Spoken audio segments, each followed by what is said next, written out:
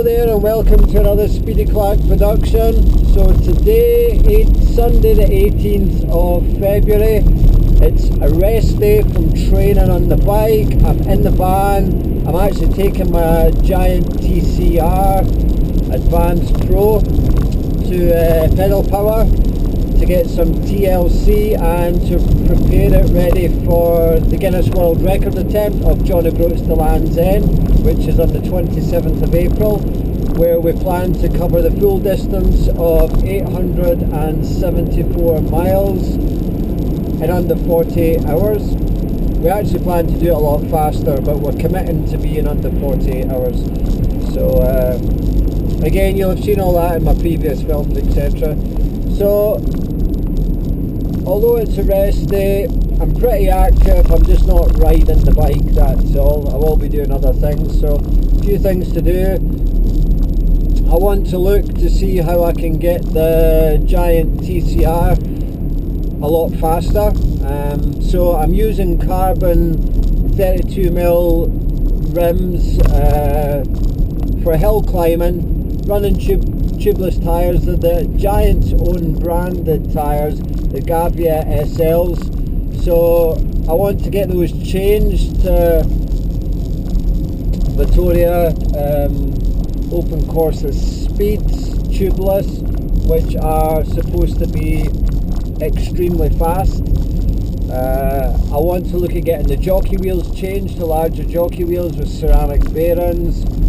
I want to narrow the bar width of the frontal area and maybe increase the length of the stem on the bike. The reason for this is the rules that we have for the record for John O'Groats to Land's End is we cannot use time trial bikes. So we're doing it on road bikes. We're not allowed any aerodynamic advantage in terms of clip-on tri-bars or disc wheels.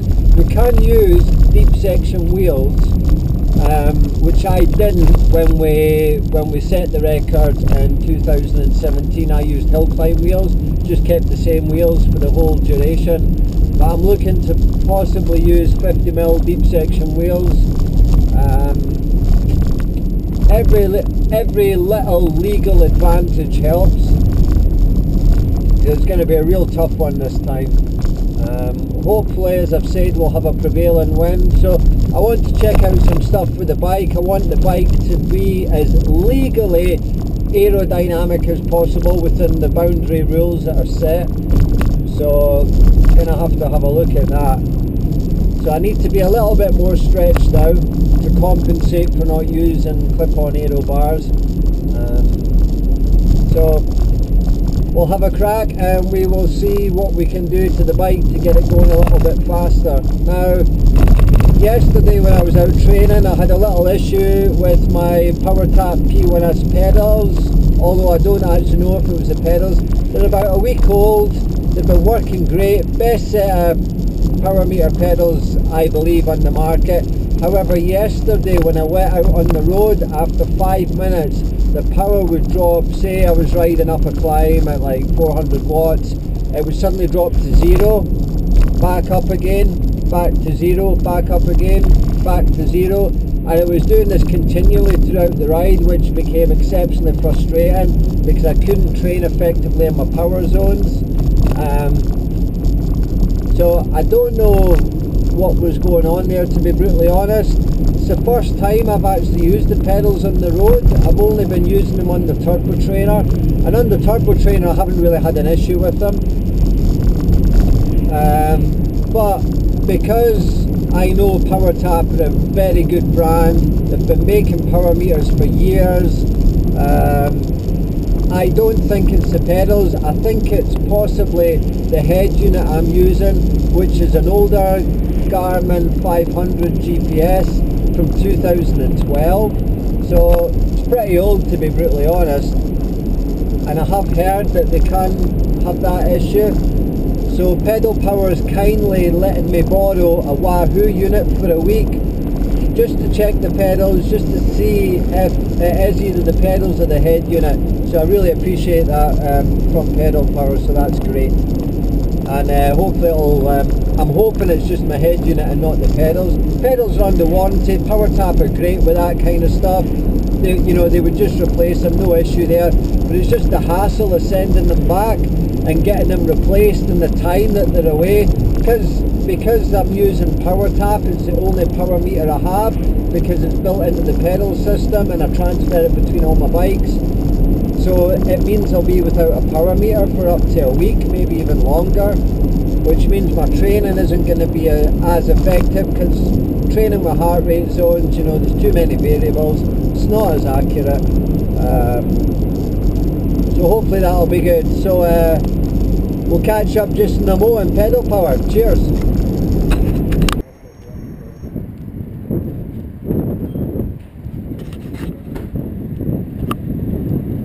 Okay, so little update following on from earlier this morning. So very big thanks once again to Pedal Power for getting me out the shit when my power meter yesterday out on a training ride kept fluctuating. Now it's a PowerTap P1S pedal, it's just over a week old, so to be brutally honest, I find it highly unlikely that it actually is the pedals.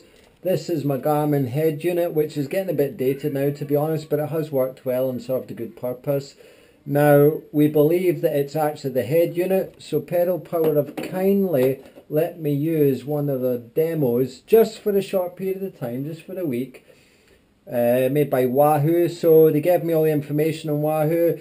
I've done some research online, YouTube films, and the products, and certainly the demo I had today, it looks absolutely fantastic and amazing. So got a loan of this for a week, and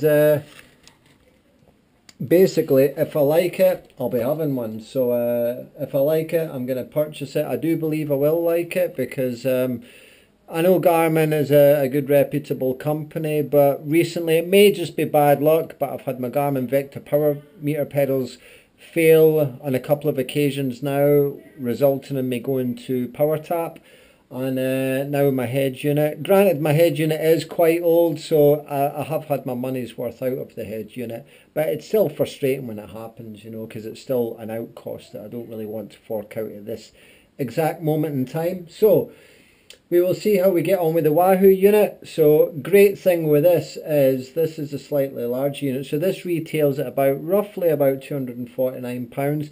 You can get a unit that's slightly smaller for round about, I think, don't quote me on it, but round about £199 I think I saw for prices. The difference between the larger unit is, as you can see there, you can upload the maps and use it as like a navigation.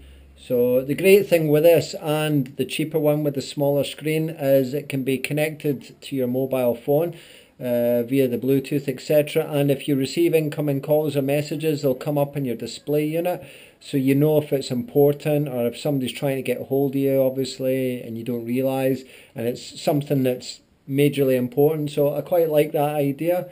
And also the simplicity of transferring data and updates through the Bluetooth on the phone and having the phone in your back pocket, or even just leaving the phone at home.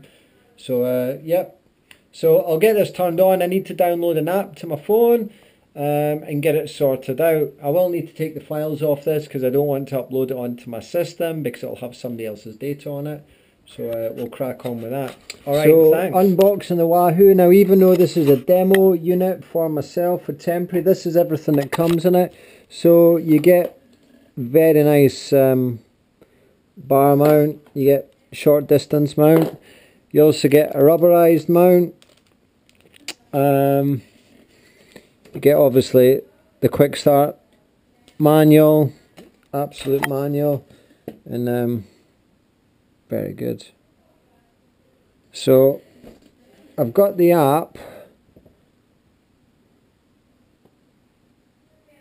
Wahoo Elemnt. So I've got the app on the phone. Oh, nice. Very nice. So this is the app, Wahoo Fitness. So there we go. So I'll now need to just sort everything out. Allow,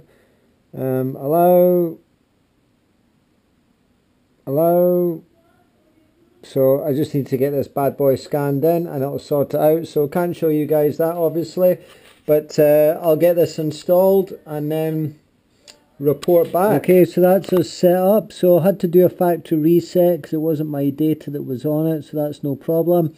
So I've paired my smartphone. So basically on this screen here that I'm pointing at just now, a barcode will come up. You download the Wahoo app to your smartphone and you just scan it and it pairs everything. So as I've said, when I'm riding along, it'll show me who's calling me, show me the messages.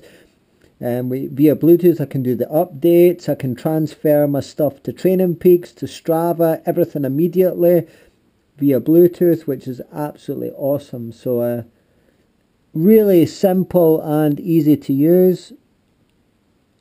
You know, you can zoom in, zoom out the screens, make them bigger or smaller. You know, it's very...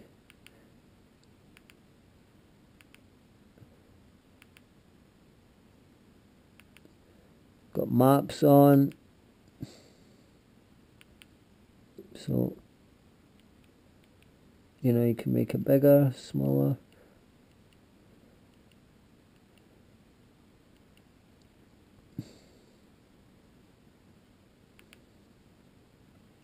You can check out the pages for your route, where you're going.